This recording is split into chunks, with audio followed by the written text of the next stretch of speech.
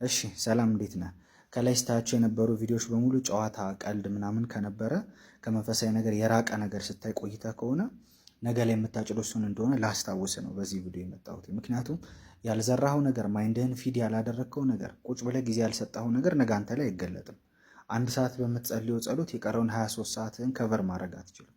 እና የቀረው 23 ሰዓት ላይ ቀልድ በደንብ የምታይ ከሆነ በዓለማዊ ነገሮች ጊዜን የምታጠፋ ከሆነ እግዚአብሔር አንተ ላይ እንዲገለጥ ኤክስፔክት አታድርግ። ለምን ያልተሞላውን ነገር እንዴት አድርገህ ነው የምትገልጠው ለሰው? እግዚአብሔር ባይዘወይ ዛሬ ማቹር ብትሆንለት፣ ዛሬ ብትበስልለት አንቺንም ይመለከታል።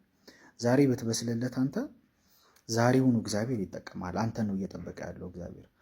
መንፈሳዊ ሕይወትህ ላይ መዝራት እያለብህ፣ መንፈሳዊ ሕይወትህን ዲቨሎፕ ማድረግ እያለብህ፣ በመንፈስ መጠንከር እያለብህ፣ ብዙ የማታውቃቸው ነገሮች እያሉ፣ ብዙ ያልደረስክባቸው ዓለሞች እያሉ ታይምህን ጊዜህን ኢንቨስት የምታደርገው እዚህ ሶሻል ሚዲያ ቀልድ ላይ ምናምን ከሆነ እንግዲህ ነገ እሱ ነው ህይወት ላይ ሀፕን የሚያደርገው። ስለዚህ መንፈሳዊ መሆን የምትፈልጉ ሰዎች የምታዩትን ነገር በሙሉ መንፈሳዊ አድርጉ። የምትሰሙትን ነገር በሙሉ መንፈሳዊ አድርጉ።